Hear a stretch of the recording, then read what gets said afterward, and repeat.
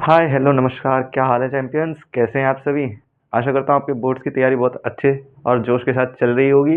तो उसी के साथ नए चैप्टर नया चैप्टर तो क्या, चैप्टर 4 का जो बाकी का पोर्शन बच गया था, हमने पिछले लेक्चर में बायोट सावर्ट के बारे में पढ़ा था और एम्पियर सर्किटल लॉ के बारे में, और एक क्वेश्चन भी उस पर किया था।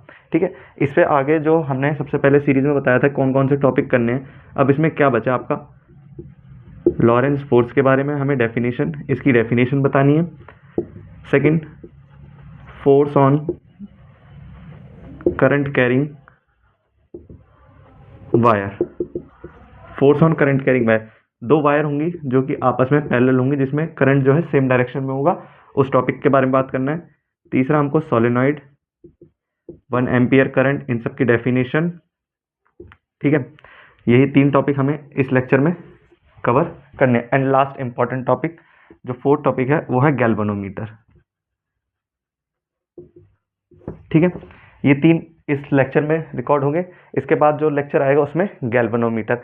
9 दिन हमने 20 तारीख तक ये सीरीज खत्म करने का वादा किया था आपसे। 20 को आपको सारे लेक्चर्स अपलोडेड मिलेंगे, और उसके बाद जो नेक्स्ट सीरीज आएगी जिसमें हम क्वेश्चन सॉल्व करेंगे, वो स्टार्ट कर देंगे 21 मार्च से। ठीक है, तो चलिए स्टार्ट करते हैं।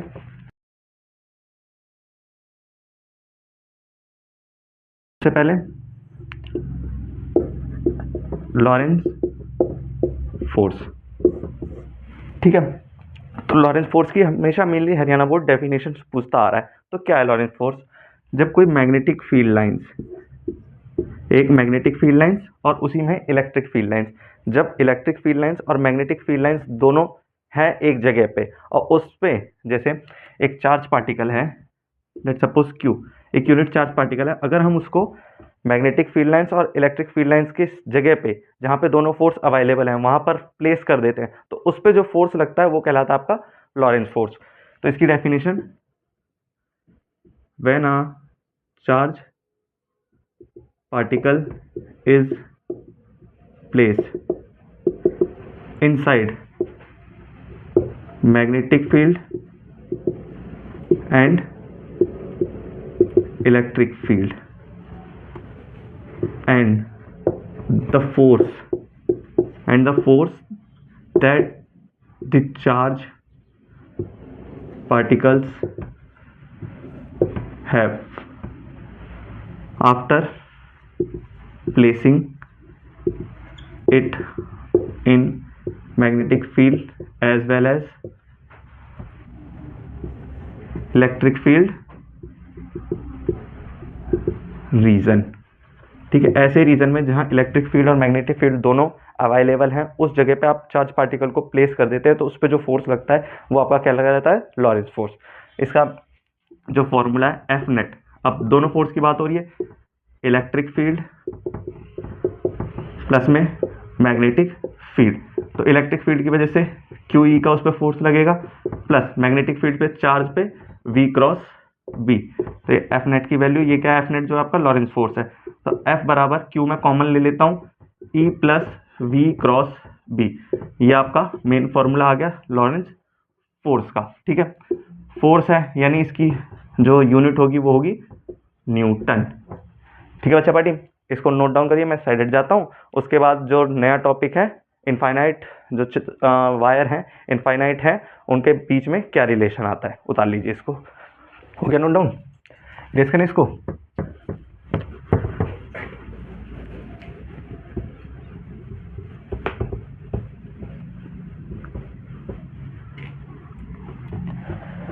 तो देखिए, वो जो टॉपिक है जिसमें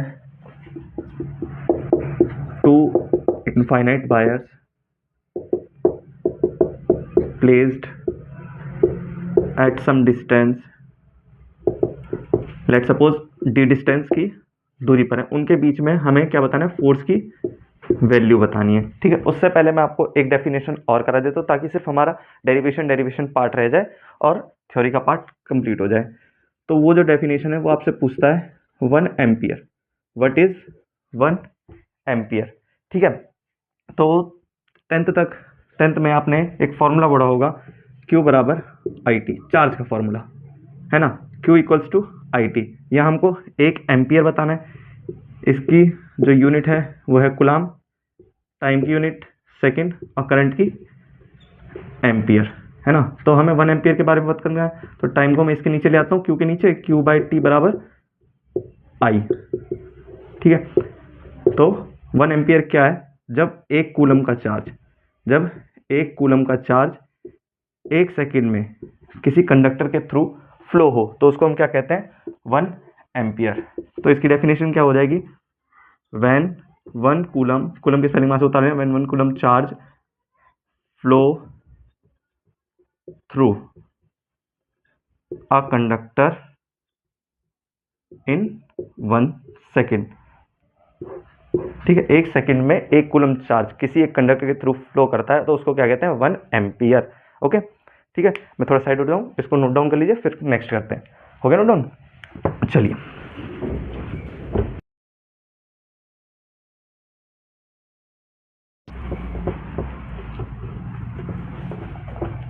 ठीक है, अब देखिए पेपर में यही पूछा जाएगा, 2 इनफाइनाइट आपकी वायर्स होंगी जो कि किसी सम डिस्टेंस यानी डी डिस्टेंस की दूरी पर हैं, तो उनकी वजह से आपको फोर्स बताना है, ठीक है। तो सबसे पहले मैं इसकी डेरिवेशंस करा देता हूँ, उसके बाद जैसे आपको बोर्ड्स में लिखना है, जिस टाइप से लिखना है आपको बोर्ड्स में, ताकि नंबर आपको फुल में से फुल मिले, फिर वो लिख दूंगा, ठीक है।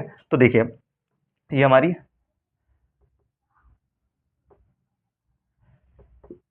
पहली इनफाइनाइट वायर जिसमें करंट I1 है, ऐसी हमारी दूसरी इनफाइनाइट वायर जिसमें करंट I2 है, ठीक है।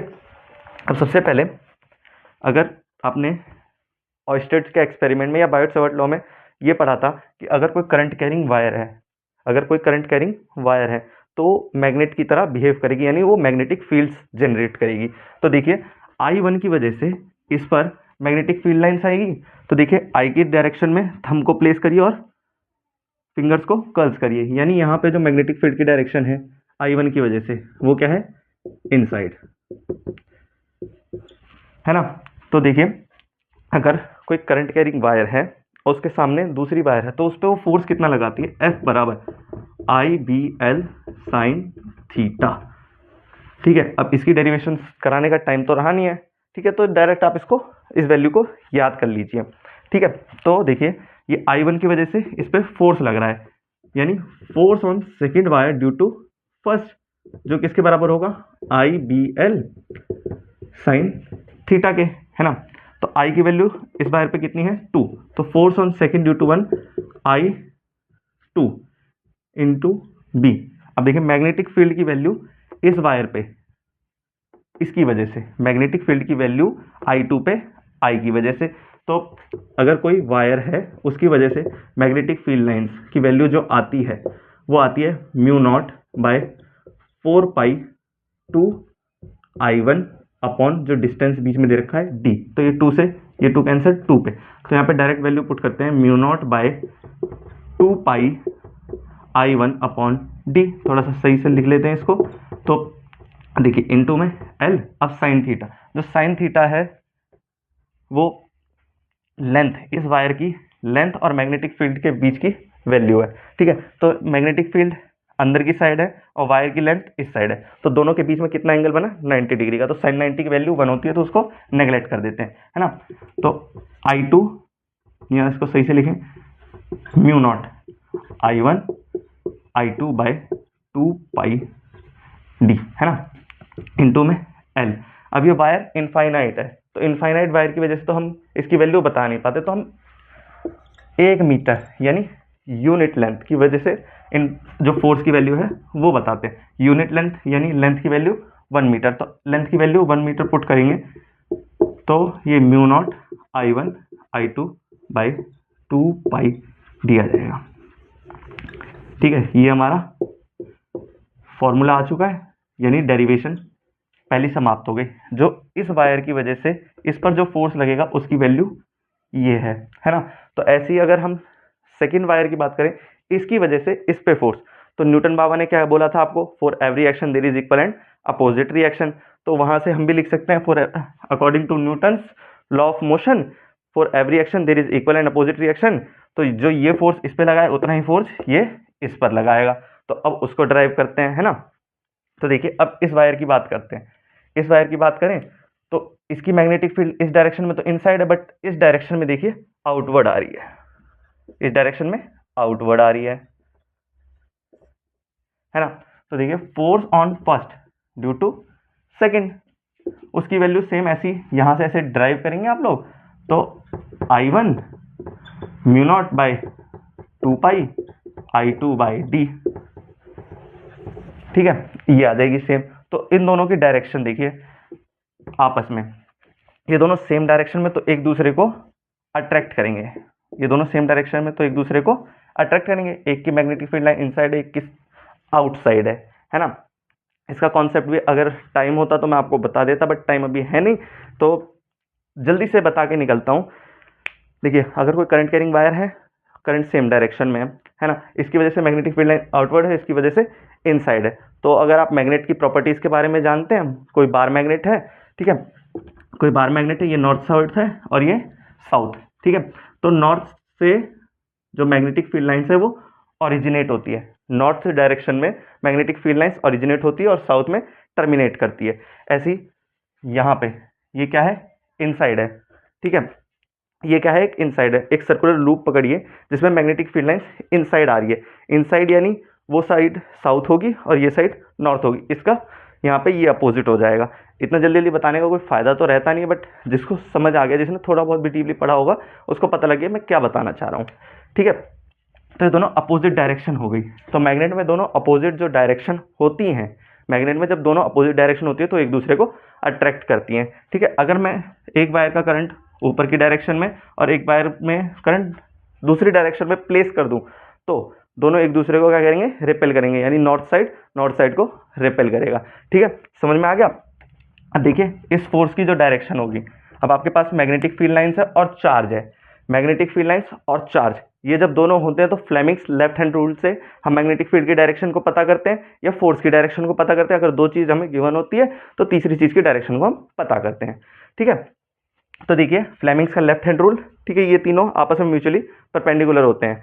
तो मैग्नेटिक फील्ड, ये आपका थंब जो है फोर्स की डायरेक्शन बताता है, ये आपका मैग्नेटिक फील्ड की डायरेक्शन, और ये चार्ज यानी करंट की डायरेक्शन। तो देखिए मैग्नेटिक फील्ड जो हमारी इंडेक्स फिंगर है वो अंदर की साइड है, चार्ज हमारा ऊपर है, तो इस उंगली को ऊपर करते हैं। तो आपको जो थंब है वो फोर्स की डायरेक्शन दे रहा है, यानी इसका जो फोर्स है वो इस डायरेक्शन में होगा, ठीक है बच्चा, इतना समझ में आया। तो ये आपकी डेरिवेशन हो गई है। अब इसके बाद आपको बोर्ड्स में कैसे करना है वो बताते हैं। अब देखिए ये और जान लीजिए, ये दोनों मैग्नीट्यूड वाइज, ये दोनों मैग्नीट्यूड वाइज तो दोनों सेम होंगे, बट मैग्नेटिक फील्ड लाइन्स एक वेक्टर क्वांटिटी है, तो अगर वेक्टर वाइज देखें तो F21 equals to negative of F12, ये वेक्टर की बात हो गई और ये स्केलर की बात हो गई।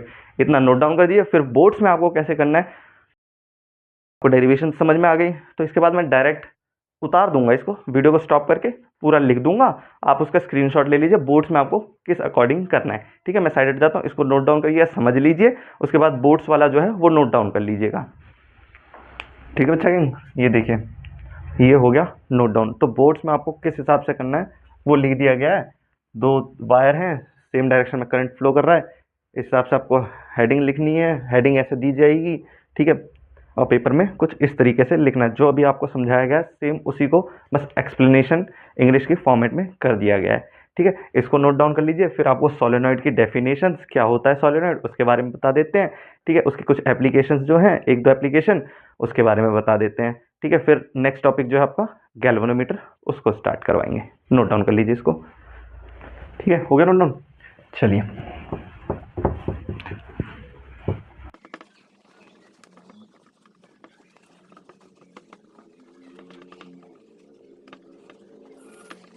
ठीक है, तो जहां तक है सोलेनॉइड पे ज़्यादा ज़्यादा डेफिनेशन आ सकती है, उसके एप्लीकेशंस पूछे जा सकते हैं। अभी तक तो उतना आया नहीं है सोलेनॉइड के बारे में, बट क्या पता आगे आ सके, ठीक है। तो सोलेनॉइड क्या होता है, जब आप एक कॉपर वायर को हेलिक्स की फॉर्म में, जब आप कॉपर वायर को हेलिक्स मीन्स स्प्रिंग, आपने स्प्रिंग देखा होगा, उसकी फॉर्म में, जैसे ये स्प्रिंग है आपका। जब किसी वायर को आप इस फॉर्म में बेंड कर देते हैं तो क्या बन जाता है, एक सोलेनॉइड। ठीक है, इसको हम क्या बोलते हैं, सोलेनॉइड बोलते हैं। ठीक है, अब जैसे अब इसके थ्रू अगर हम करंट पास करवाएंगे, इसके थ्रू अगर हम करंट पास करवाएंगे तो ये भी मैग्नेटिक फील्ड जनरेट करता है, ये भी मैग्नेटिक फील्ड जनरेट करता है। ठीक है, ये भी कुछ मैग्नेटिक फील्ड जनरेट करता है। ठीक है, उसके बाद इसकी एप्लीकेशन, इस सोलेनॉइड की पहले definition, when a copper wire is bent into a shape of helix, then it is said to be a solenoid।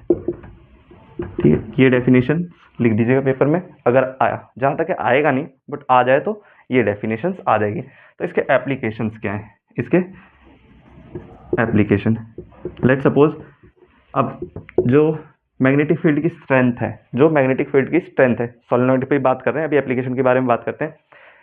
ये कब ज़्यादा होती है, अगर हम इनके बीच का जो गैप है, अगर मेरे को इस सोलेनॉइड की स्ट्रेंथ बतानी है, यानी इसके मैग्नेटिक फील्ड की स्ट्रेंथ बढ़ानी है, तो मैं क्या करूँगा, इन दोनों के बीच में जो एयर गैप है इनको कम कर सकता हूँ, तब इसकी मैग्नेटिक फील्ड की स्ट्रेंथ बढ़ जाएगी।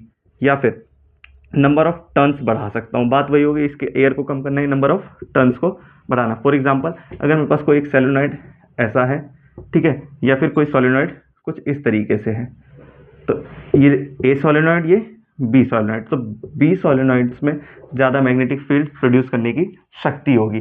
ठीक है, तो इसका पहला एक जो एप्लीकेशन है, हम उसमें प्लेस करते हैं